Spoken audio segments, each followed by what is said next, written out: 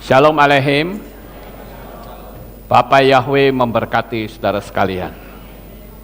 Hari ini kita rayakan Hari Raya Shavuot. Jadi saya mengucapkan Chag Sameach Yom Shavuot untuk saudara sekalian, baik yang ada di tempat ini maupun yang ada di rumah masing-masing. Baik Bapak Ibu, malam hari ini saya mendapatkan satu tema, yaitu hidup dalam Torah Yahweh. Nah, sebagai dasar dari materi saya akan ajak untuk kita bersama-sama membaca di dalam kitab Tehillim pasal 1 secara utuh. Tehillim atau kitab Mazmur pasal 1 secara utuh. Saya akan bacakan untuk saudara. Demikian bunyinya. Berbahagialah orang yang tidak berjalan menurut nasihat orang fasik, dan tidak berdiri di jalan orang berdosa, dan tidak duduk dalam kumpulan pencemooh. Namun kesukaannya hanya pada Torah Yahweh, dan dia merenungkan Torahnya siang dan malam. Dan dia akan menjadi seperti pohon yang ditanam di tepi aliran-aliran air, yang akan menghasilkan buahnya pada musimnya, dan yang tidak akan layu daunnya, dan semua yang ia kerjakan akan menghasilkan. Orang yang fasik tidak seperti itu, melainkan seperti sekam yang dapat angin diterbangkan. Oleh sebab itu orang fasik tidak dapat bertahan dalam penghakiman. Demikian juga orang-orang berdosa dalam kumpulan orang benar. Sebab Yahweh mengenal jalan orang benar, tetapi jalan orang fasik akan binasa. Amin. Sampai di sini pembacaan kitab suci kita. Bapak Ibu, saudaraku yang terkasih, dari apa yang saya sudah bacakan, di sini sangat jelas di dalam kitab Tehillim atau Mazmur. Di situ dijelaskan bahwa kita harus menuruti Torah. Saya tidak tahu kenapa sampai hari ini masih banyak orang-orang Kristen yang menolak Torah. Nah, nanti saya akan ungkapkan kenapa hal itu bisa terjadi. Lalu yang menjadi pertanyaan, di manakah ayatnya? Yeshua dan Paulus menolak Torah. Itu tidak pernah ada, saudara. Jadi kalau tidak pernah ada, lalu dari mana sumbernya? Pasti bukan dari kitab suci. Di dalam kitab Tehillim atau Mazmur pasal 19 ayat 8, dikatakan Torah Yahweh itu sempurna, memulihkan jiwa, kesaksian Yahweh itu teguh, membuat banyak orang yang tak berpengalaman.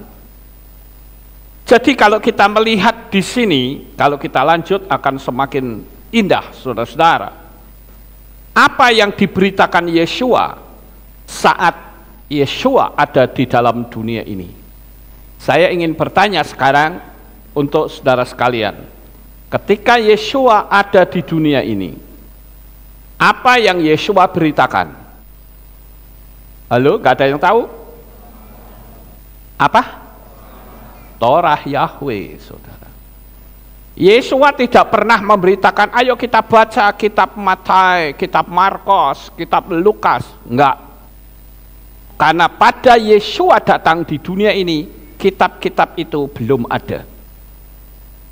Jadi yang diberitakan Yeshua itu adalah Torah. Ini yang harus kita pahami, Bapak Ibu.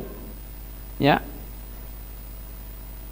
Di dalam kitab Ma'aseh Shlihim atau kitab Kisah Para Rasul, kita bahkan masih melihat bagaimana Roh Kudus memberikan keputusan yang tidak bisa diganggu-gugat dengan cara apapun juga.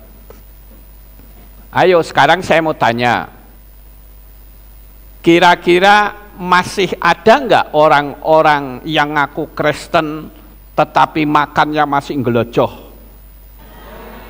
Oh banyak. Masih makan babi,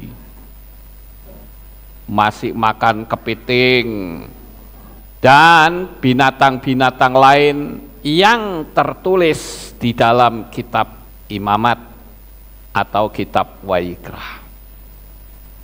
Jadi kalau begitu, lah kita ini punya kepercayaan, kok kita nggak mau turut apa yang kitab suci tulis?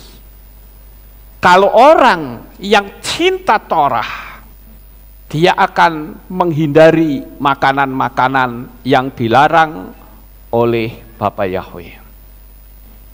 Dan perlu saudara ketahui juga bahwa kitab Maases Lihim atau kitab Kisah Para Rasul itu jelas-jelas di sana dikatakan keputusan Roh Kudus. Saya bacakan di dalam Maases Lihim pasal 15 ayat 19 sampai 21 dan ayat 28 sampai 29 dikatakan demikian. Sebab itu aku memutuskan untuk tidak menyulitkan orang-orang dari bangsa-bangsa lain yang berbalik kepada Elohim. Sebaliknya, menulis kepada mereka supaya menjauhkan diri dari kecemaran berhala-berhala, dari percabulan, dari binatang yang mati dicekik, dan dari darah. Sebab Moshe mempunyai orang-orang yang memberitakan dia dari generasi yang lampau di setiap kota dengan membacakannya di sinagoga-sinagoga pada setiap hari Sabat. Nah, di sana sangat jelas sekali ada binatang yang mati dicekik. Kenapa sih kok mati dicekik tidak boleh? Karena darahnya tidak keluar. Nah, yang saya sering dengar, saudara, binatang yang mati dicekik itu bebek, ya kan? Katanya mati dicekik. Kemudian burung dara. Kemudian apa lagi? Anjing. Lah ini kan berarti melanggar, betul nggak, saudara? Melanggar apa tidak? Melanggar. Lah mungkin ada di antara saudara yang sekarang ada di sini atau di rumah masing-masing. Mungkinkah saudara masih makan makanan yang dilarang oleh Roh Kudus loh? Ini saya peruntukkan bagi orang yang anti Torah. Katanya perjanjian baru itu sudah diperbaharui. Lah ini Roh Kudus masih ngomong, saudara. Ayo kita baca lagi di ayat 28-29. Sebab rupanya Roh Kudus dan kami tidak meletakkan ke atas kamu beban yang lebih berat daripada yang diperlukan ini, untuk menjauhkan diri dari sesuatu yang dikorbankan kepada berhala atau sesajen. Itu tidak boleh, saudara. Dan dari darah, lah tadi diulang lagi ya, karena darah itu adalah jiwa. Darah itu tidak boleh dimakan, saudara. Karena darah itu banyak penyakit. Contoh kalau orang yang sakit hepatitis, yang dicek apanya? Darahnya. Orang yang sakit kanker dicek apanya? Darahnya juga. Orang yang sakit apapun yang menyangkut penyakit-penyakit yang berbahaya selalu dicek darahnya. Karena disitulah menjadi sasaran penyakit. Karena kalau darahnya tercemar, maka orangnya pasti akan sakit. Sama seperti waktu yang lalu. Dikasih tanda bilangan binatang itu. Makanya di PMI ada sebuah pertanyaan. Apakah Anda menerima tanda bilangan binatang itu? Mesti jawabannya tidak. Walaupun menerima. Oh, saya sampai 3 kali, 4 kali ngaku. Saudara yang terkasih, darah itu tidak boleh dimakan. Dan dari binatang yang mati dicekik dan percabulan yang ketika menjauhkan dirimu sendiri daripadanya, maka kamu berbuat baik. Baik-baiklah kamu. Kalau saya perhatikan ya Bapak Ibu, kita itu mesti paham dulu, hari raya Syafuat itu hari raya apa? Halo, saya mau tanya nih, hari raya Syafuat itu hari raya apa? Turunnya Torah. Saya lihat hanya di sini yang bisa ngomong begitu, saudara. Saya kalau tanya sama orang Kristen, selalu jawabnya apa? Hari raya turunnya Roh Kudus. Padahal hari raya Syafuat itu kan ada di zaman Mose. Sekarang bagaimana ketika orang bertanya saat Yesua belum datang ke dunia ini? Hari raya Syafuat itu hari raya apa ya? Dia tidak akan menjawab hari raya turunnya Roh Kudus. Karena Roh Kudus belum turun. Turunnya Roh Kudus itu kan setelah Yesua kembali ke Bapa. Paham nggak Bapak Ibu? Jadi acuannya itu bukan di yang orang sebut perjanjian baru atau perjanjian yang diperbaharui. Saya lebih setuju kalau ada kalimat perjanjian yang diperbaharui. Seperti baptisan pembaharuan, itu diperbaharui. Perjanjian yang diperbaharui itu artinya perjanjian yang disempurnakan. Saya ambil contoh misalnya, jangan kamu membunuh. Pertanyaannya, kategori membunuh itu adalah menghilangkan nyawa orang lain. Tetapi dengan disempurnakan, semakin berat, saudara. Kita membenci orang itu disebut pembunuh. Lebih berat atau lebih ringan? Lebih berat. Jangan kamu mencuri. Kategori mencuri adalah ngambil milik barang orang lain, kan gitu. Tapi ketika kita mengingini milik orang lain saja sudah dianggap mencuri. Jangan berzina. Perzinahan itu dikategorikan kalau 2 orang sudah melakukan hubungan seksual tanpa peresmian sebagai suami istri. Itu perzinahan. Tetapi dengan disempurnakan itu berubah, saudara. Kalau kita melihat perempuan dan menginginkannya, itu sudah dianggap berzina. Lah semakin berat atau semakin ringan? Semakin berat. Itu arti yang disebut dengan perjanjian yang diperbaharui. Nah, Torah dan Roh Kudus itu selalu bersama. Makanya Syafuat atau hari raya turunnya Torah digenapi dengan pencurahan Roh Kudus. Tetapi anehnya kok malah menolak Torah. Lah ini ganjil, saudara. Artinya misterius. Kenapa kok bisa ada ajaran seperti ini?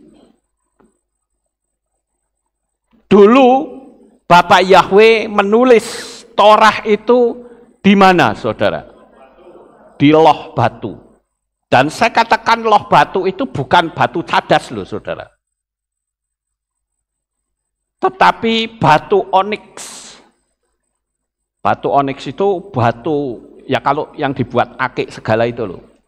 Jadi jangan saudara pikir itu batu, batu gunung yang ditatah. Oh tidak, itu batu oniks, saudara. Dan batu itu sangat keras sekali. Tetapi ditulis dengan jari tangannya Bapak Yahweh. Sehingga muncullah 10 aturan atau ajaran Torah.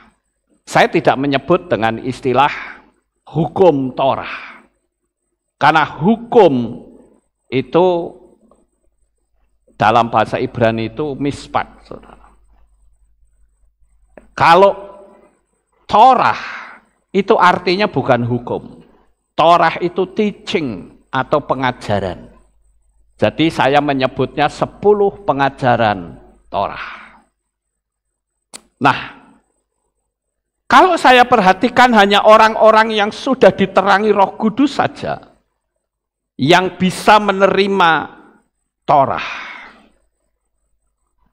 Dan saudara yang terkasih, kalau dulu Bapak Yahweh itu menulis di loh batu yang tadi saya sudah sebutkan, batunya adalah batu oniks.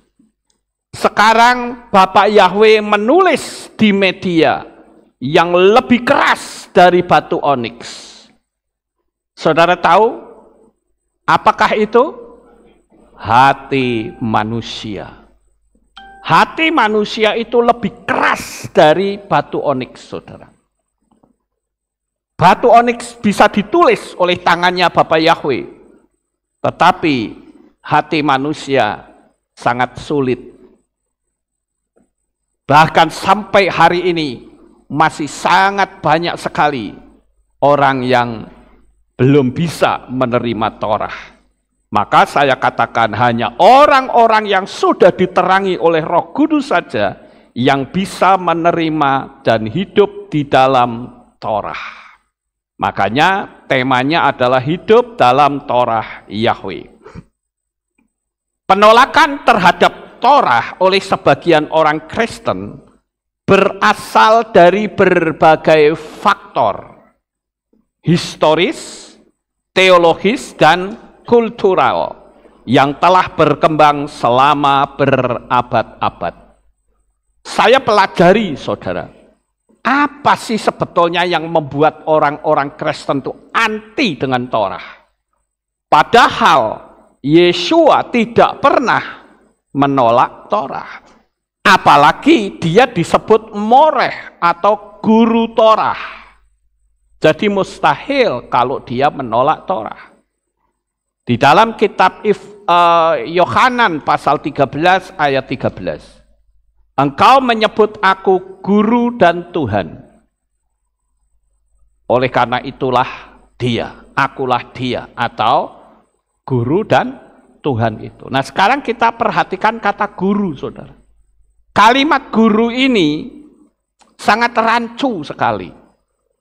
Karena saya bisa menafsirkan guru apa. Apakah guru matematika? Apakah guru tari?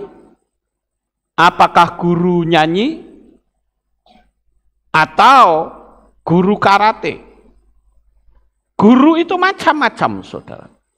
Tetapi kalau saudara membaca di dalam teks Ibrani, tertulis kata moreh. Moreh itu adalah guru Torah. Itu moreh. Jadi mustahil kalau Yesua menghapus Torah. Nggak ada ayatnya, saudara. Kalau Yesua menggenapi itu iya. Menggenapi itu artinya melakukan apa yang tidak bisa dilakukan oleh manusia. Nanti kita sampai di sana. Nah, Bapak Ibu yang terkasih, kita harus tahu bahwa Torah itu ada 3 bentuk. Bentukan pertama yaitu yang dikenal dengan Torah Sebal P. Peraturan-peraturan firman yang bukan ditulis tetapi secara lisan. Coba kenapa Bapak Abraham kok bisa mengembalikan perpuluhan? Aturan dari mana? Padahal bicara perpuluhan itu zamannya Mose ketika Torah itu ditulis. Kenapa Bapak Abraham bisa tahu? Kenapa pula Bapak Abraham kok bisa keluar dari Ur Kasdim? Siapa yang suruh? Itulah yang disebut dengan Torah Sebal P, Torah lisan. Torah lisan itu artinya Tuhan bicara langsung dari mulutnya sendiri. bicara ke dalam hati Abraham. Itu yang dikenal dengan Torah Sebalpe. Saudara mesti hafal ini. Kemudian Torah Sebalpe atau Torah lisan sudah. Sekarang kalau Torah lisan orangnya mati, hilang sudah hukum atau ajarannya, aturannya itu hilang, saudara. Oleh karena itu perlunya Torah itu ditulis yang dikenal dengan Torah Sebiktaf. Torah Sebiktaf itu artinya Torah yang tertulis. Sehingga sekalipun orang yang nulis itu mati, tapi tulisannya masih dibaca terus, saudara. Nah sekarang, Torah lisan sudah, Torah tertulis sudah. Lah yang jadi pertanyaan, kalau begitu cara melakukan Torah yang benar itu seperti apa? Itulah yang dikenal dengan Torah Chaim. Torah Chaim itu adalah Torah kehidupan, yaitu diri Yesua sendiri. Jadi kalau saudara ingin lihat cara melakukan Torah yang benar sesuai dengan kitab suci, jalan satu-satunya saudara ikuti gaya hidupnya Yesua. Kalau saudara bisa mengikuti gaya hidupnya Yesua, itu sama saja saudara menjadi pelaku Torah. Bukankah dalam dunia kekristenan itu kita sering mendengar seperti Yesua, kan ada lagu yang seperti itu, saudara. Lalu seperti Yesua apanya? Orang berpikir seperti Yesua itu adalah mujizat-mujizatnya, dia bisa bikin mujizat. Oh, kalau itu semua orang bisa, saudara. Tapi apakah kita bisa seperti Yesua saat kita dihina, saat kita dicaci maki, diolok, difitnah, dicerca, dilukai, dicambuk, dipermalukan? Apakah kita mau mengikuti Yesua? Jadi seperti Yesua itu jangan mau enaknya saja. Yang tidak enak ya jadi berubah jadi seperti preman. Bukan begitu, saudara. Makanya kalau kita mau melakukan Torah, ya ikuti gaya hidup Yesua. Mungkin kalau saya ngomong tentang Torah, ada banyak yang terkejut. Bicara masalah makanan saja, sudah geger, saudara. Apalagi kalau bicara masalah brit milah, lebih geger lagi, saudara. Nah sekarang saya akan tunjukkan dari hasil perenungan. Apa sih alasan mengapa orang-orang percaya yang katanya mengakui Yesua sebagai juru selamat, kok menolak aturan yang Yesua sendiri lakukan? Yesua itu kemana-mana selalu pakai sit. Itu ciri khas orang Yahudi, dan itu bukan budaya. Sekali lagi, orang pakai talit seperti ini bukan budaya, tetapi aturan firman. Saudara bisa lihat materi-materi saya tentang hal ini. Saya tentu tidak akan menyampaikannya lagi, silahkan tonton di video saya. Bahwa orang yang pakai talit itu membersihkan aura. Ketika dilihat di kamera Kirlian, kamera yang bisa melihat aura manusia, akan sangat jelas. Aura orang yang pakai talit dan tidak itu beda. Nah sekarang saudara, coba kita lihat di sini saja. Ayo ambil contoh. Kalau pelayanan pakai talit bukan? Halo? Pakai. Sekarang kalau tidak pelayanan, tetap pakai atau tidak? Ada yang pakai, ada yang tidak. Itu artinya tidak konsekuen, saudara. Harusnya di satu ibadah seperti ini pakai talit. Bayangkan Orang-orang di luar sana yang belum panggil nama Yahweh saja pakai talit, atribut Ibraninya banyak. Yang dipanggil Tuhannya orang lain. Lah kita yang sudah punya Tuhan yang benar, nggak mau. Lah bagaimana? Yang pertama saya akan tunjukkan kenapa sih kok sampai orang tidak cinta sama Torah.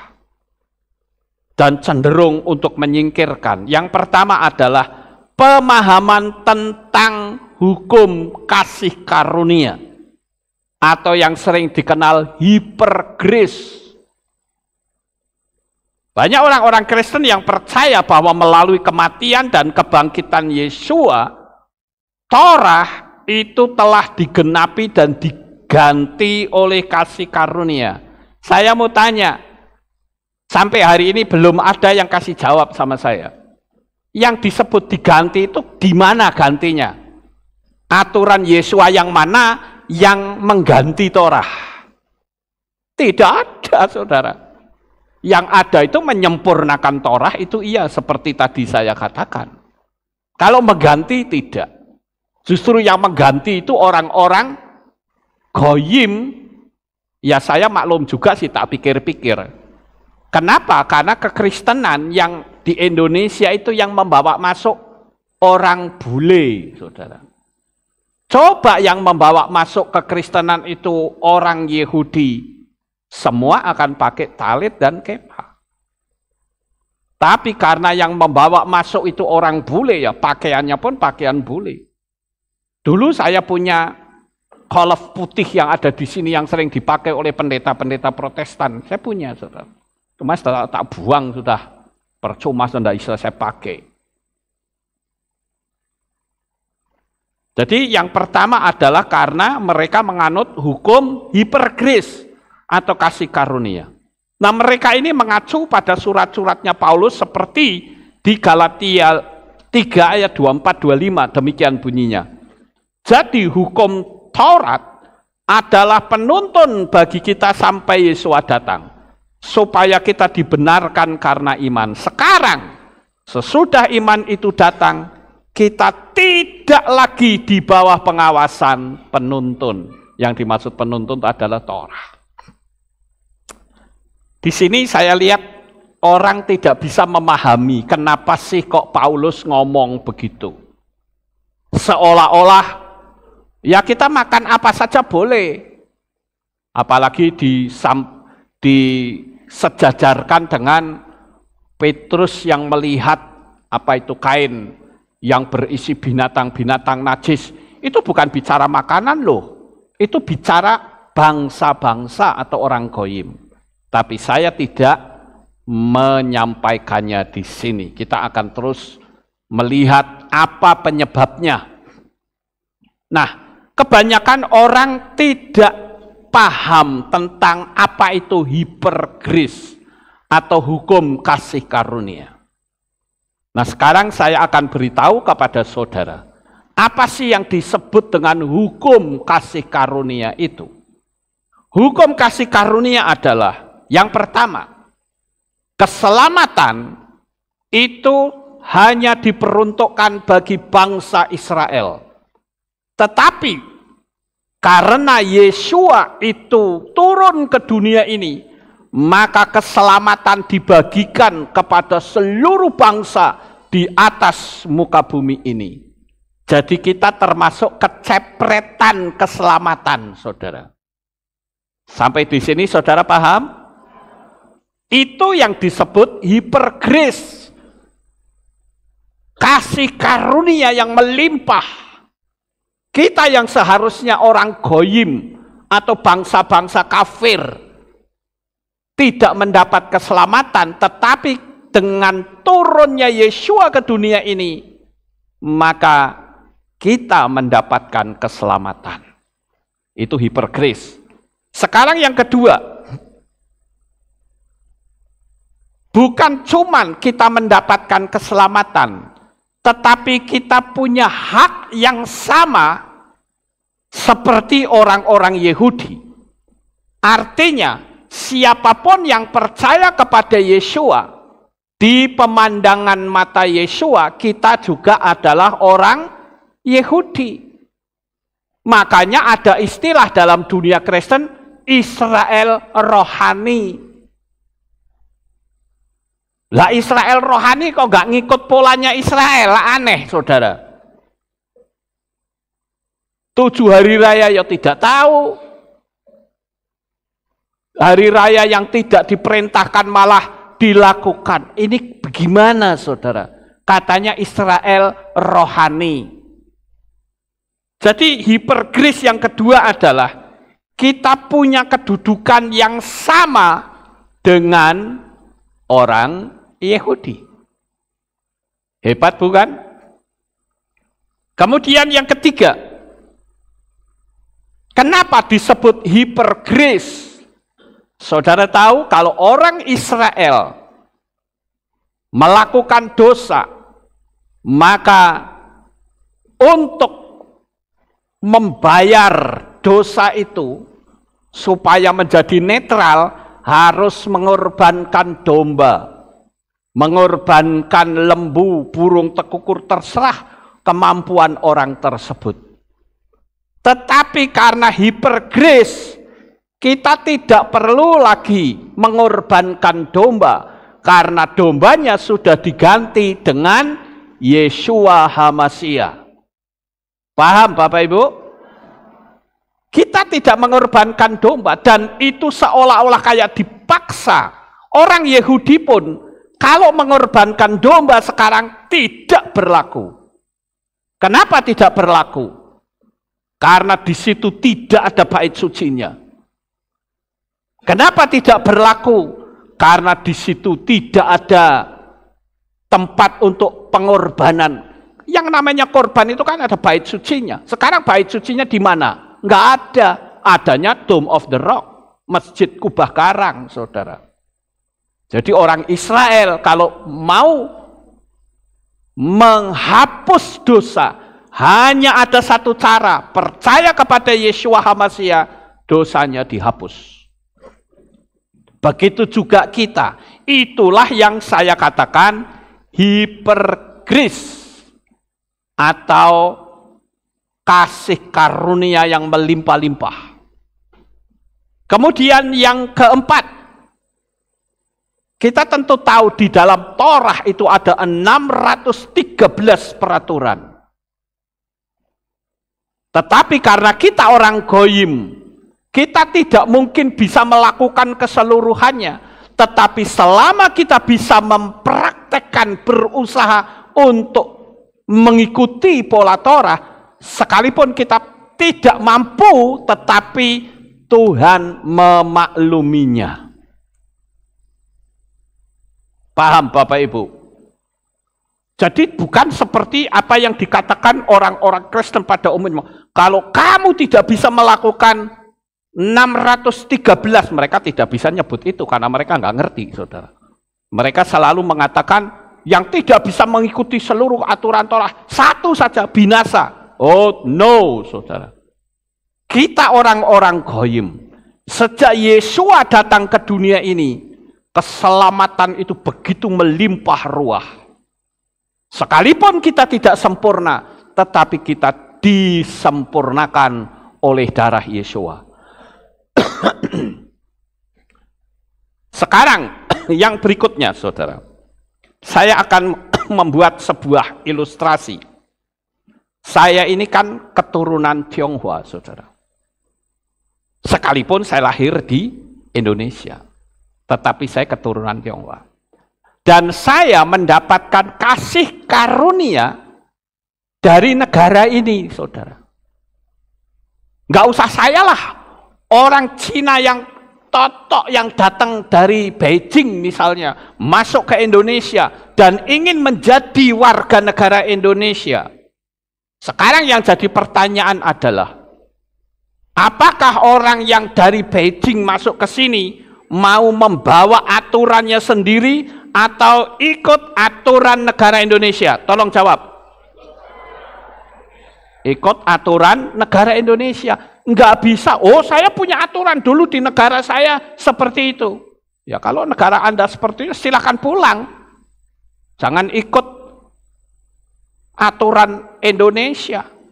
Tapi kalau saudara betul-betul mau jadi warga negara Indonesia, ikuti aturan yang ada di Indonesia.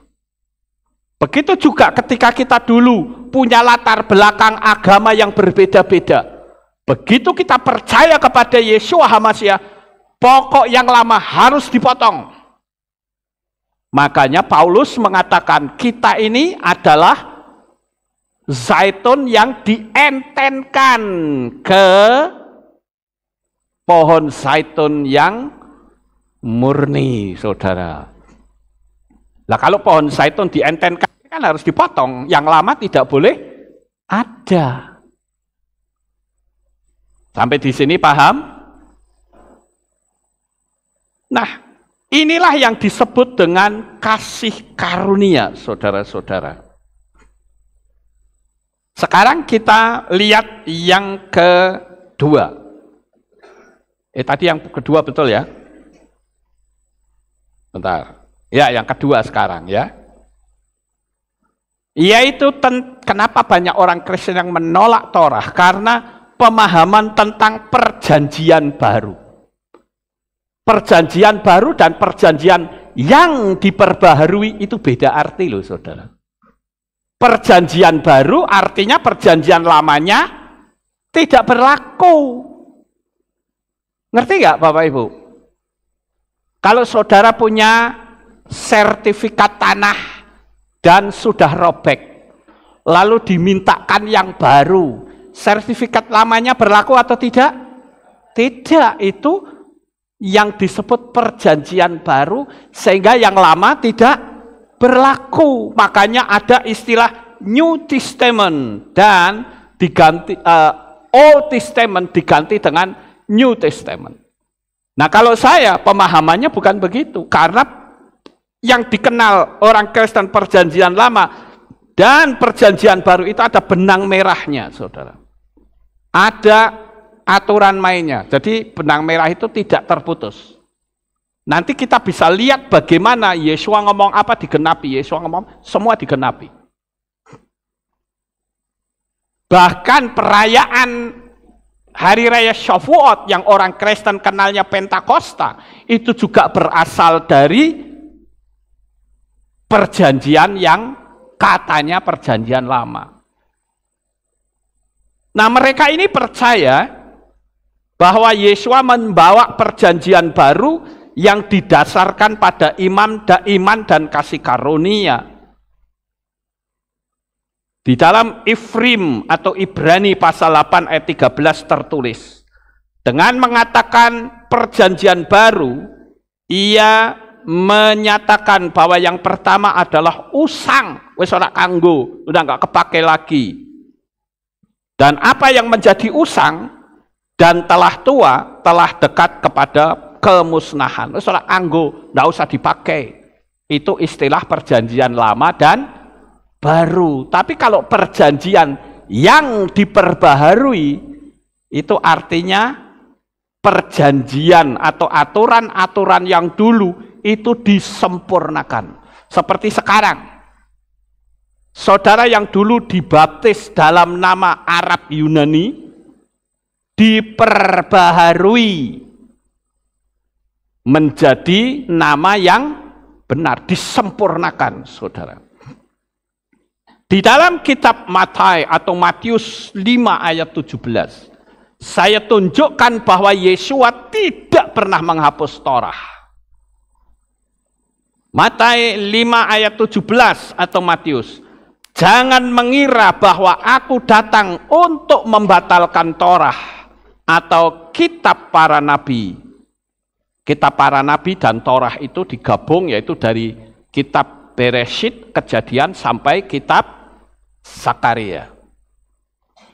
Walaupun kalau kita membaca Tanakh itu akhirnya bukan di Zakaria, saudara, tetapi akhirnya di kitab Difre Hayamim atau kitab Tawarikh, ya. Tapi itu enggak saya bicarakan sekarang. Ya. Tetapi di sini jelas, ini yang ngomong Yeshua sendiri. Jangan mengira bahwa aku datang untuk membatalkan Torah atau kitab para nabi. Aku datang tidak untuk membatalkan, melainkan untuk menggenapinya. Apa sih maksud dari menggenapi? Menggenapi itu artinya melakukannya.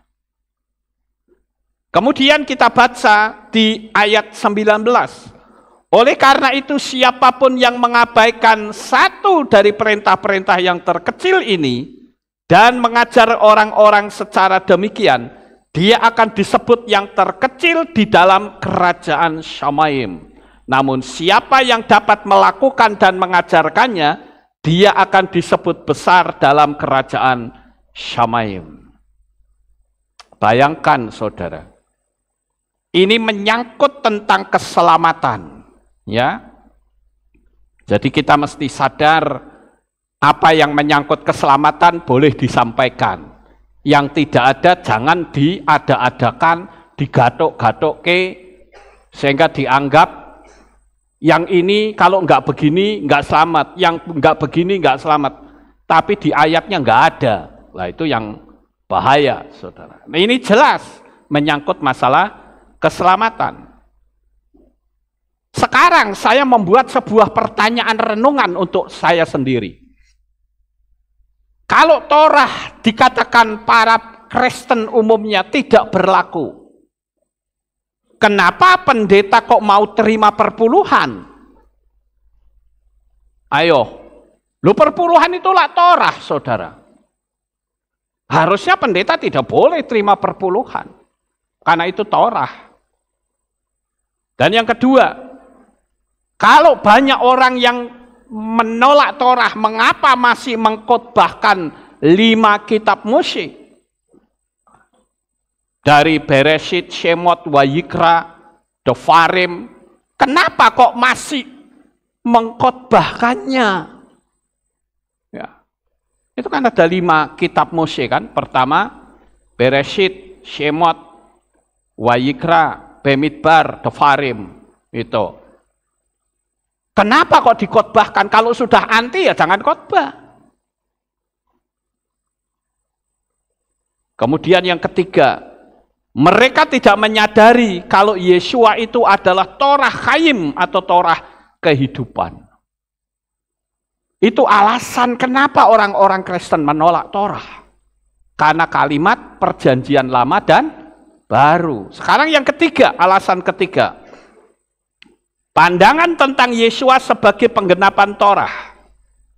Beberapa orang Kristen percaya bahwa Yesua adalah penggenapan dari Torah. Dan saya katakan itu benar. Yesua menggenapi atau melakukan Torah. Mereka mengartikan bahwa Yesua telah memenuhi semua tuntutan Torah. Sehingga orang percaya tidak lagi terikat pada peraturan-peraturan tersebut. Nah, saya akan membuat sebuah ilustrasi. Tolong presentasinya diubah. Nah, ini saya ambil contoh ilustrasi, saudara. Saudara lihat di sini ada perkampungan kumuh. Saudara setuju? Ini perkampungan kumuh? Setuju ya? Perkampungan ini kumuh. Dan orang-orang di situ sekolahnya rendah. Bukan cuma rendah, tetapi dia nggak punya aturan yang benar dalam hidup, saudara. Semau-maunya, pokoknya aku mau seperti ini, ya wis kudu nurut. Ini perkampungan kumuh. Tetapi tiba-tiba seorang penguasa yang datang ke tempat itu. Dia datang dan melihat kondisi kampung yang kumuh. Menjijikkan, orang yang nggak punya pendidikan, nggak punya aturan, lalu dia bikin sekolah. Next. Nah, dia bikin sekolah, saudara. Lah di sekolah itu, kalau di sekolah, itu tujuannya supaya apa? Supaya orang jadi pinter. Supaya orang punya pendidikan, punya etika. Walaupun banyak orang yang pendidikannya tinggi gak punya etika, itu banyak, saudara. Tapi tujuannya adalah supaya punya etika, punya pendidikan tinggi, sehingga dia bisa mandiri dan tidak tinggal dalam kekumuhan yang terus-menerus seperti itu. Tetapi tidak sembarangan orang masuk ke sekolah itu main duduk sarungan, nggak bisa begitu, saudara. Maka di situ diterbitkanlah yang namanya tata tertib. Next. Ada tata tertib di sekolah. Betul nggak Bapak Ibu? Kalau sekolah kan pasti ada tata tertib, bukan? Saya mau ajak saudara main logika sekarang. Ya. Sekali lagi, saya mau ajak saudara main logika. Untuk menjadi orang pandai harus sekolah dan dibuat tata tertib. Nah, sekarang peraturan tata tertib itu apa? Next. Ada 5 peraturan. Yang pertama, setiap siswa harus menjaga kebersihan. Nggak boleh hidup kumuh lagi. Setiap siswa harus menjaga keindahan dan keamanan di lingkungan sekolah. Nggak boleh berantem. Nggak boleh gontok-gontokan. Peraturan yang kedua, siswa harus memakai seragam dan atribut yang telah ditentukan sekolah. Tidak boleh sarungan, saudara. Nggak boleh pakai kaos singlet. Harus pakai seragam sekolah. Kemudian yang ketiga, harus sopan dan wajib berambut rapi dan tidak gondrong atau dikucir. Nggak boleh. Kalau laki-laki loh ya, sekarang kan banyak kan laki-laki yang kuciran. Nah kalau di sekolah itu nggak boleh, saudara. Harus rambutnya rapi, minimal seperti saya. Rapi, saudara. Nggak boleh gondrong awul-awulan. Lah tapi Yesua kok rambutnya gondrong? Salah. Yesua itu rambutnya tidak gondrong, saudara. Nanti sekali waktu saya akan terangkan kenapa Yesua nggak berambut gondrong seperti yang ada di gambar-gambar itu.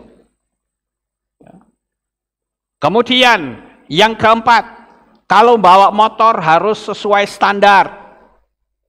Nggak boleh dipreteli. Kemudian knalpotnya dibikin besar dan suaranya bising. Tidak boleh. Kemudian yang kelima, dilarang terlambat. Ya namanya orang nggak punya aturan kan, masuk sekolah tak pena-penai.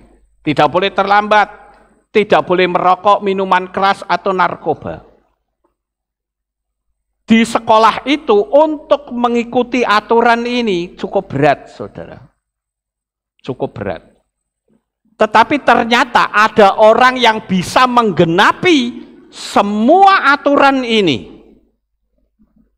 Sekali lagi, ada orang yang bisa menggenapi aturan itu. Sekarang ya jadi pertanyaan. Jika ada orang yang bisa menggenapinya, apakah berarti tata tertib ini batal? Tidak. Betul ya, mantap ya saudara. Sama seperti Torah. Apakah dengan Yesua yang bisa menggenapi Torah lalu Torahnya batal? Ya tidak. Logikanya kan jelas, saudara. Kita harus ikut pada aturan hukum yang ada. Bukan asal pokoknya. Nggak bisa begitu, saudara. Next. Nah, sekarang setelah orangnya itu dididik dengan baik, orangnya diajari kerapian, maka yang tadinya kampungnya kumuh jadi kampung yang indah, saudara. Betul nggak? Coba kita lihat perbandingannya. Next. Nah, saudara lihat. Menarik yang mana, kiri atau kanan? Ya kanan. Ya. Itulah yang disebut dengan Torah, saudara. Mendidik supaya orang punya aturan. Kalau ada orang yang bilang, oh Torah tidak berlaku. Oke, you bilang tidak berlaku.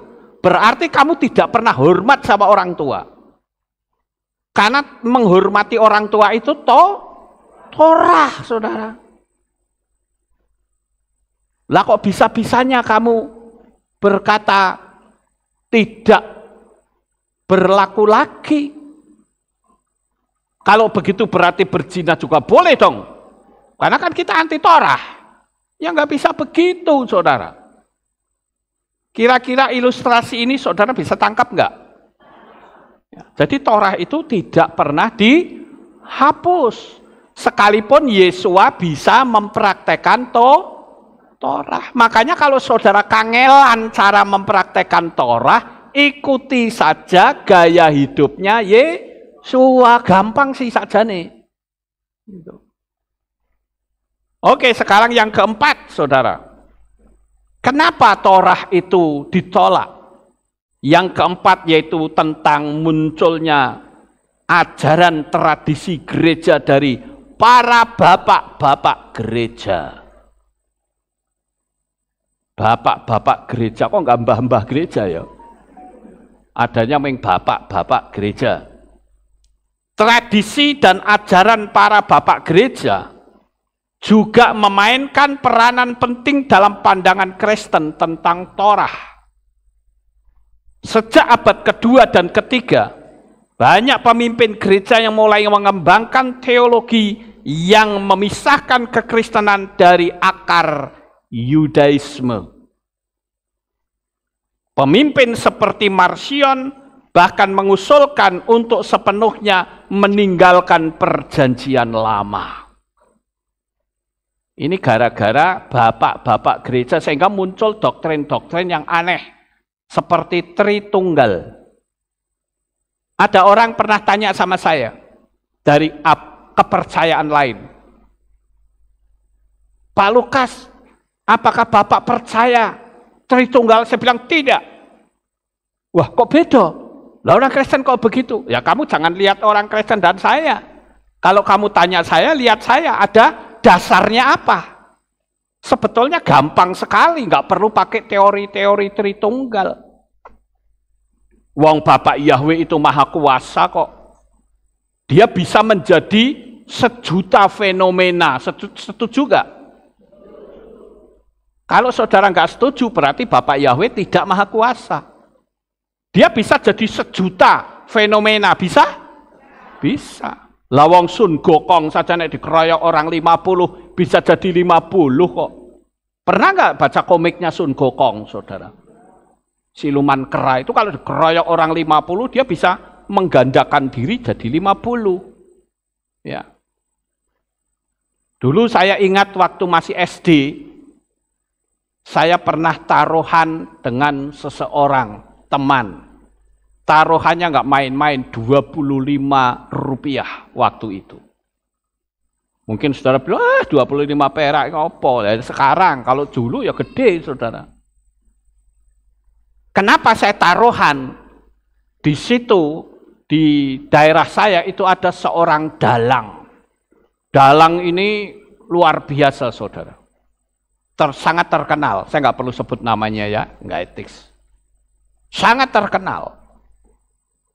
Nah, saya ngomong sama teman saya. Karena teman saya bilang, oh dalang ini main di desa saya. Saya bilang tidak. Dia main di kecamatan, di tempat kami. Wah, ribut akhirnya kami. Ya wes gini weh, kita totoan. Ya, kita bertaruh. Apakah dalang ini main di tempat kamu atau main di tempat saya? Oke, berapa? Rp25. Ayo, totoan Rp25. Dan waktu pagi, teman saya datang ngomong gini, di duitnya selawe perak. Mana uangnya Rp25? Saya bilang, apaan? Dalang itu main loh di kecamatan saya. Tidak bisa, dia main di sana. Ternyata betul, saudara. Di hari yang sama, dia main di dua tempat. Itu ilmu penggandaan diri loh. Jangan saudara anggap itu mistis atau sesuatu yang aneh. Enggak aneh. Saya dulu pernah mau ikut ilmu itu. Penggandaan diri. Saya juga ingin ikut ilmu yang namanya halimun. Ilmu yang bisa menghilang. Alasannya apa? Sederhana. Saya pengen nonton bioskop gratis. Loh ya, fakta saudara. Tapi belum kesampaian, Tuhan sudah tangkap saya dulu. Jadi saya nggak perlu lagi urusan dunia magic seperti itu. Makanya kalau ada orang yang tuduh-tuduh saya, katanya Pak Lukas masih punya magic, ngawur, saudara. Itu fitnah namanya. Ya. Nah, sampai kita lihat bahwa Bapak Yahweh, kenapa kok ada ayat yang bilang begini? Stefanus waktu dirajam batu, dia melihat Yesua duduk di sebelah kanan Bapak Yahweh. Loh, ada berapa pribadi Pak Lukas? 1, saya bilang begitu. Loh, kok ada 2? 2 itu fenomenanya. Karena firman Tuhan katakan, Ani Yahweh Hushemi, aku inilah Yahweh, itulah namaku. Yahweh Ehad Ushemo Ehad, Yahweh satu-satunya dan namanya satu-satunya.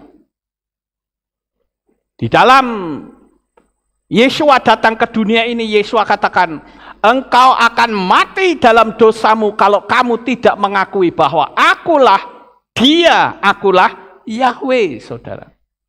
Jadi tidak ada alasan kalau Yahweh turun ke dunia jadi Syamayim atau surganya kosong. Tidak. Dia tetap ada di sana, wong dia bisa menjadi sejuta fenomena kok. Saya berulang-ulang kali menyampaikan hari ini supaya saudara pinter ngerti. Kalau ditanya orang di luar sana bisa paham. Sampai di sini paham Bapak Ibu? Sekarang yang kelima, ini yang mengerikan saudara. Kenapa orang menolak Torah? Yaitu adanya spirit antisemitik. Spirit antisemitik. Sepanjang sejarah, beberapa orang Kristen telah mengembangkan sikap antisemitik yang menyebabkan mereka menolak elemen-elemen Yudaisme, termasuk Torah. Misinterpretasi dan sikap yang meremehkan terhadap hukum Yahudi juga telah memperkuat penolakan terhadap Torah. Apalagi mereka salah menafsir ketika Torah berkata, mata ganti mata, gigi ganti gigi. Mereka menganggap kejem banget Torah. Itu bukan. Itu bahasa atau yang disebut dengan peribahasa. Mata ganti mata, gigi ganti gigi itu artinya hukum yang adil. Saya pernah menanyakan ini kepada pendeta yang mengatakan Torah itu kejam dengan menggunakan kalimat itu, saudara. Bukankah Torah mengatakan mata ganti mata, gigi ganti gigi, itu kan kejam namanya? Saya katakan tidak, itu adalah perimbangan atau keadilan. Kita kan hidup dalam hipergrace katanya. Oke, sekarang saya mau tanya, tolong jawab dengan jujur. Baik, dia bilang. Saya katakan begini, misalnya seandainya anakmu perempuan diperkosa orang dan orangnya itu ketangkap, apa yang akan saudara lakukan? Ingat, ini diperkodot loh saudara. Ya, piye itu saudara? Saya tanya sama Pak Pendeta itu, kira-kira piye nek anakmu diperkodot kayak gitu gimana? Apakah kamu akan melepaskan dengan dalih hipergrace atau biarkan anak itu dihukum? Saya mau tanya kalau kepada saudara, kalau misalkan ada peristiwa seperti itu menimpa hidupmu, orangnya ketangkap, mau dihukum atau lepaskan dengan hukum kasih karunia, dihukum atau dilepas? Dihukum. Nah, itu artinya mata ganti mata, ada keadilan, saudara. Paham nggak sampai di sini? Jadi kalau kita tidak bisa memahami tentang isi kitab suci, ya melenceng semua. Itu dianggap kejam. Lah saya tanya seperti itu sama Pak Pendeta langsung mingkem, saudara. Jadi jangan sok pinter tapi menabrak teologi Ibrani. Itu yang keliru, tidak boleh, saudara. Kita harus pahami tentang pola-pola dari kitab suci. Kemudian yang berikutnya, yang keenam. Ya, jadi seperti Tritunggal segala itu yang tadi saya sebut itu kan bikinannya Tertullianus. 3 pribadi, 1 hakikat, nggak bisa. 3 pribadi ya bukan ehad lagi namanya. Ya. Makanya disebut Elohim. Elohim itu jamak. Jadi sekalipun 1 dia bisa jamak. Seperti yang tadi saya sebut kayak Sun Gokong. Pribadinya 1 tapi dikeroyok orang 50 dia bisa menjadi 50. Lah Sun Gokong bisa kok, masa Bapak Yahweh nggak bisa? Paham nggak Bapak Ibu? Kalau saya mengilustrasikan kepada anak kecil lebih gampang lagi. Kalau misalnya malam hari ada rembulan, ya, ada rembulan atau moon, rembulan. Coba anak kecil di sini suruh lihat di sumur, ada rembulan apa tidak? Ada. Anak yang ada di Jakarta suruh lihat ada rembulan atau tidak? Ada. Lah ada berapa rembulan kalau begitu? 1. Paham nggak Bapak Ibu? Simpel sebetulnya. Ngapain di otak-atik kangelan? Nah sekarang yang ke-6. Perbedaan dalam praktek dan ritual. Nah ingat kita ini nebeng imannya orang Yahudi. Jadi kita tidak berhak untuk bikin aturan-aturan sendiri. Banyak ajaran dan praktek dalam Torah berkaitan dengan ritual dan hukum yang spesifik untuk orang Yahudi seperti kasrut. Kasrut itu adalah hukum tentang makanan, tentang Sabat dan festival-festival hari raya Yahudi. Berapa banyak orang-orang Kristen yang merasa bahwa hukum-hukum ini tidak relevan untuk mereka dan lebih memilih untuk mengikuti ajaran-ajaran yang mereka anggap lebih universal dalam perjanjian baru. Itulah yang disebut dengan replacement theology atau teologia pengganti. Saya tidak anti dengan ibadah hari Minggu. Saya pun ada ibadah hari Minggu. Saya bahkan mengatakan ibadah itu boleh setiap hari. Boleh atau tidak? Boleh. Dan makin banyak ibadah semakin baik, semakin menyenangkan Tuhan. Tetapi Sabatnya tidak boleh dihilangkan. Nah, Kristen itu menghilangkan Sabat, saudara. Kristen menghilangkan Sabat. Yang diutamakan Minggu. Alasannya karena Yesua bangkit hari Minggu katanya. Tapi kitab suci mengatakan hari yang dikuduskan itu hari Sabat. Advent sudah benar, tetapi yang dipanggil salah. Ini loh, makanya kita wajib untuk terus belajar, meluruskan apa yang belum kita mampu, Tuhan beri kemampuan untuk kita.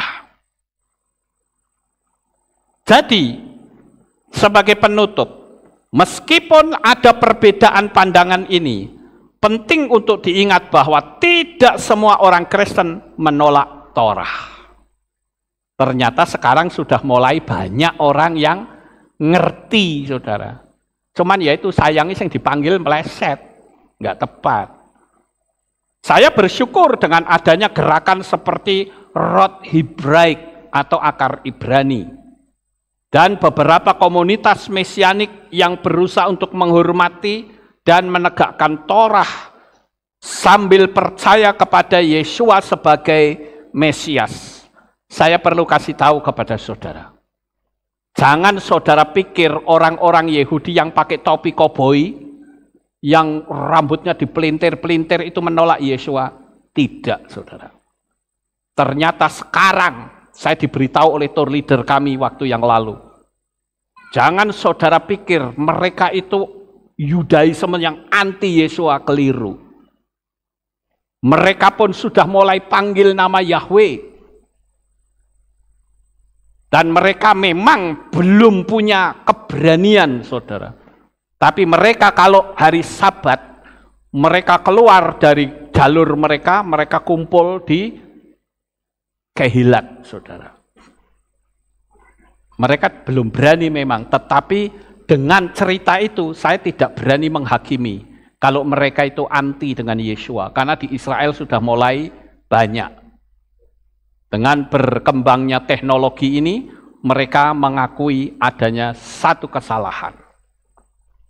Loh, itu orang tour leader kami dari Indonesia puluhan kali ke Israel, kok masih panggil nama-nama itu? Ya saya bilang karena, maaf kalau saya katakan tour leader Israel itu cari duit, saudara. Saya pernah tanya kepada salah satu tour leader, saya nggak perlu sebut namanya. Saya tanya begini, brother, saya mau tanya, tolong jawab dengan jujur. Tuhanmu itu namanya siapa? Wah, kayak kamu nggak ngerti. Saya tanya, jawab saja. Dia bilang, Yahweh. Betul? Yang kamu sebut Yahweh itu sang pencipta? Dia bilang, yes, that's right. Oke, sekarang saya mau tanya sama kamu. Mau nggak kalau kamu tak syuting, kamu bikin pengakuan seperti ini? Oh jangan. Lu kenapa jangan? Lah nanti nek tersebar di YouTube saya nggak laku. Oh ya wes. Berarti saya sudah tahu arahnya kemana. Paham nggak Bapak Ibu? Tapi mereka ngerti. Sama seperti di Indonesia. Saudara pikir pendeta nggak tahu nama Yahweh? Tahu. Tapi mereka tidak mau tahu, saudara. Nyalah-nyalah ke malah cari amannya. Giliran tahu, mereka campur-campur, itu malah lebih ngeri lagi. Nama kudus jangan dicampur dengan nama yang cemar. Mereka berusaha untuk menggabungkan iman Kristen dengan penghormatan terhadap hukum Yahudi. Orang-orang Yahudi yang mereka percaya kepada Yeshua, mereka sudah melepaskan Talmud, saudara. Mungkin saudara tanya, Talmud itu apa? Talmud itu adalah dialog rabinikal yang ditulis, tapi bukan firman Tuhan. Sama seperti kalau di Indonesia itu kan fatwa. Fatwa itu adalah merupakan hasil dialog dari sebuah peraturan yang dibuat. Ya. Tapi bukan Quran itu sendiri, kan maksudnya begitu, saudara. Nah Talmud itu begitu. Bahkan Talmud itu anti Yeshua, karena di dalam Talmud dikatakan Yeshua itu dimasukkan ke dalam neraka dan dikum di kolam tinja katanya. Ada yang seperti itu. Oke, sekarang saya sebagai penutup saya akan bacakan sikap Paulus terhadap Torah. Kalau dia bilang Paulus itu anti Torah, saya bacakan sekarang. Roma pasal 7 atau Romium 7 ayat 12. Demikianlah sesungguhnya Torah itu kudus. Sekali lagi, Torah itu kudus dan perintah itu pun kudus dan adil dan baik. Di pasal yang sama ayat 14. Sebab kita telah mengetahui bahwa Torah adalah rohaniah. Sedangkan aku adalah jasmaniah yang terjual di bawah dosa. Sekarang di pasal 3 ayat 31 dikatakan, dengan demikian apakah kami meniadakan Torah melalui imam? Tidaklah mungkin, sebaliknya kami meneguhkan Torah. Nah sekarang bagaimana hukumnya?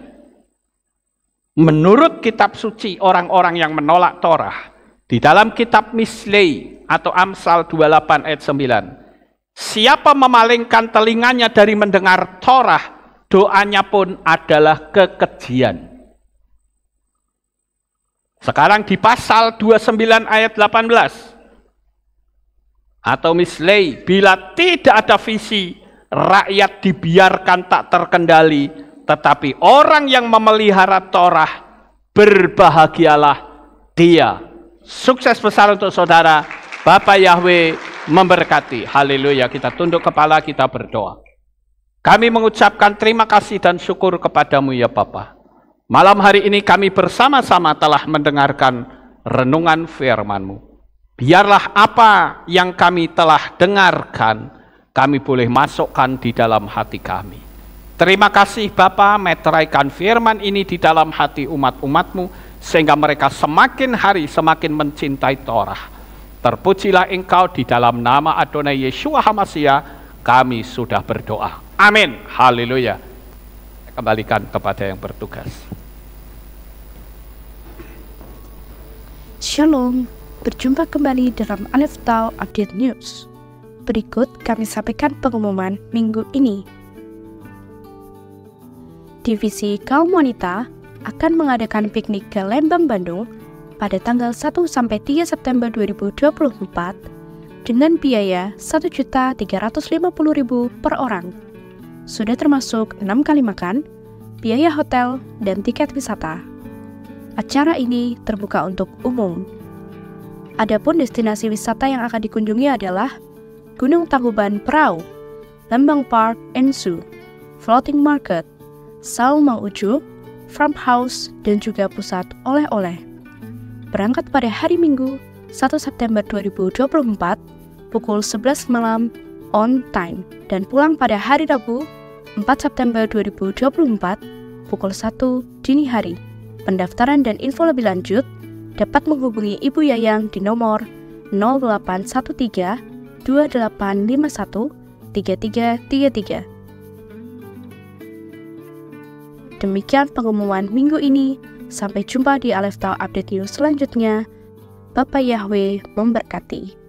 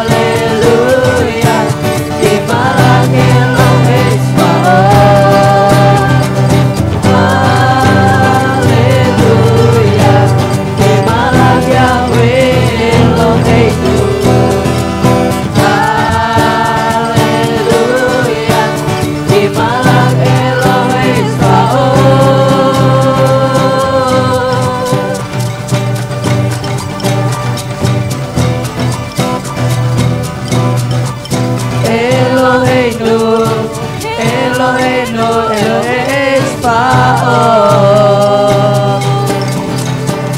Nagila Fenis Meka Beniten Lokavot.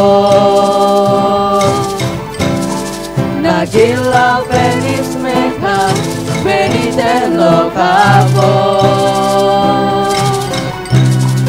Nagila Fenis Meka Beniten Lokavot. Nagila Fenis Meka Beniten Lokavot.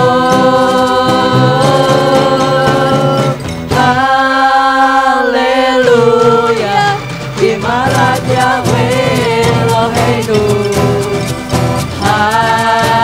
Haleluya, Imalat Elohe Tsbaoth. Haleluya, Imalat Yahweh Eloheinu.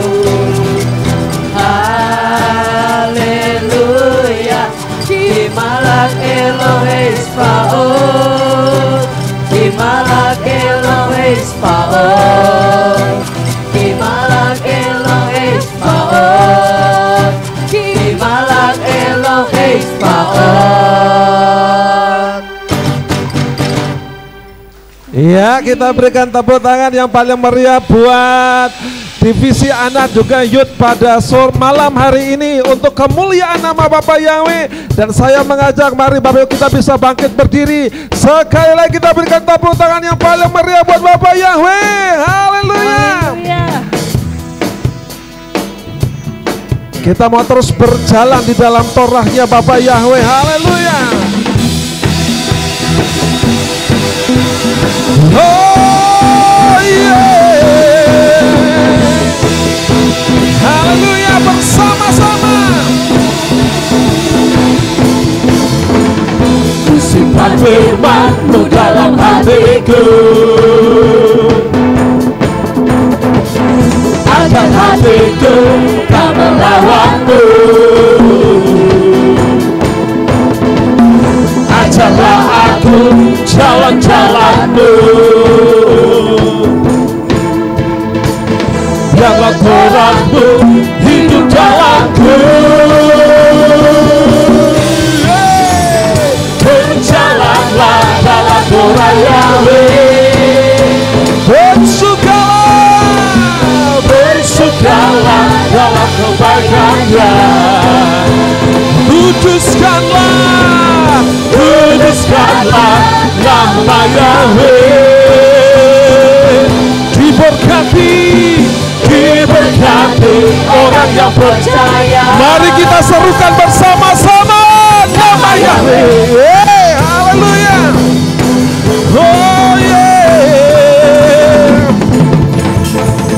Firman-Mu manis lebih dari madu. Oh, Torah-Mu adalah kesukaanku.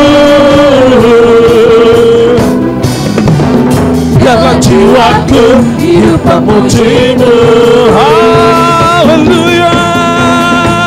Sebab setia-Mu dalam hidup. Mari kita lambaikan tangan kita katakan, berjalanlah dalam Torah Yahweh. Oh yeah, yeah. Bersukalah dalam kebaikan-Nya. haleluya. Kuduskanlah, Kuduskanlah nama Yahweh. Diberkati orang yang percaya.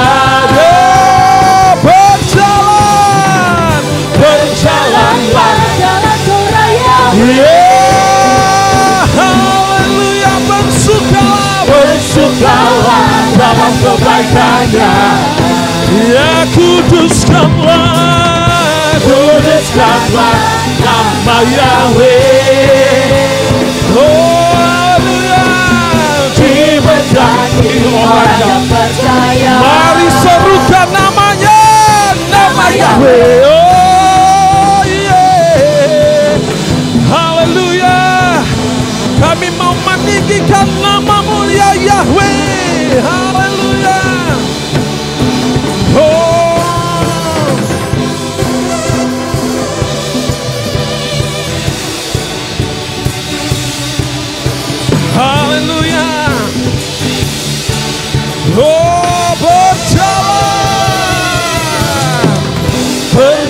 Kuduskanlah. Mari kita angkat kedua tangan kita dan katakan lebih meriah lagi buat Yahweh kita. Bersukalah dalam kebaikannya. Ya, kuduskanlah, Kuduskanlah nama Yahweh. Diberkati orang yang percaya. Bersukalah dalam Torah Yahweh. Bersukalah dalam kebaikannya. Haleluya. Kuduskanlah nama Yahweh. Ya, diberkati orang yang percaya. Mari serukan nama Yahweh. Oh, haleluya. Yeah, haleluya, haleluya. Terima kasih Bapak Yahweh. Malam hari ini kami boleh menyelesaikan ibadah Syafuat kami. Biarlah segala apa yang kami lakukan dapat menyenangkan-Mu. Sebentar kami mau pulang ke rumah kami masing-masing. Jaga lindungi peliharakan kami sampai di rumah dengan selamat. Pertemukan kembali pada jam-jam ibadah mendatang di dalam ikatan tali kasih-Mu. Terima kasih ya Bapak Yahweh, inilah doa syukur yang kami naikkan di dalam nama Adonai Yeshua HaMashiach. Kami sudah berdoa dan mengucap syukur. Mari kita angkat tangan kita dan kita akan menerima berkat Kohanim. Haleluya. Yevarecheka Yahweh wa yishmereka.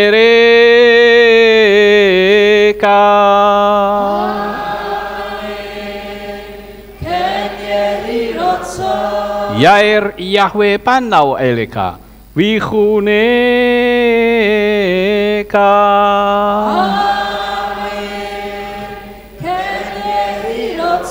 Yesa Yahweh panau eleka wa yashem leka shalom.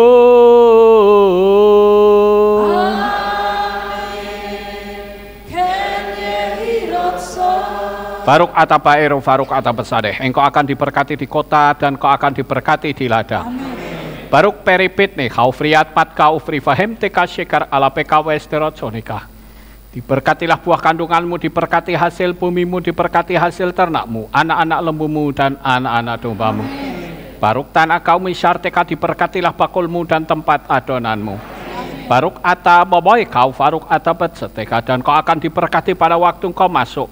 Dan engkau akan diberkati pada waktu engkau keluar. Baruk ata Yahweh Eloheinu melek haolam. Besem Yeshua HaMashiach Ruach HaKodesh kile olam faed. Kami sudah berdoa dan mengucap syukur. Haleluya.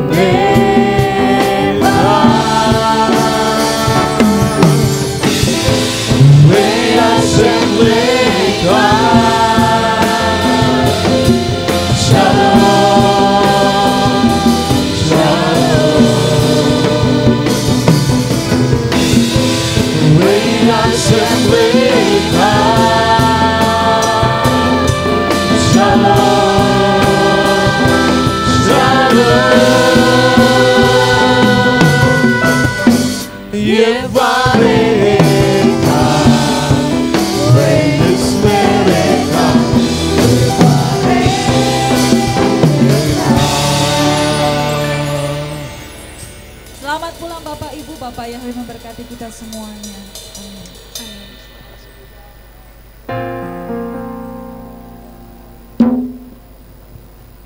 Yahweh yang Maha Kuasa, terima kasih atas kehadiran Bapak Ibu Saudara sekalian dalam ibadah bersama kami di Kehilat Alef Tau Magelang. Doa saya Bapak Yahweh memberkati dengan kesehatan yang sempurna, damai sejahtera dan berkat materi yang semakin melimpah. Kami menunggu kembali kehadiran Bapak Ibu Saudara sekalian pada jam yang tersedia. Hari Sabat jam 5 pagi, hari Minggu jam 6 pagi, hari Rabu jam 6 sore. Siap sedialah sebagai mempelai Hamasiah untuk menyambut kehadiran mempelai pria kita yaitu Adonai Yeshua Hamasiah di awan-awan yang permai. Amen lehitraot. Shalom, sampai jumpa kembali.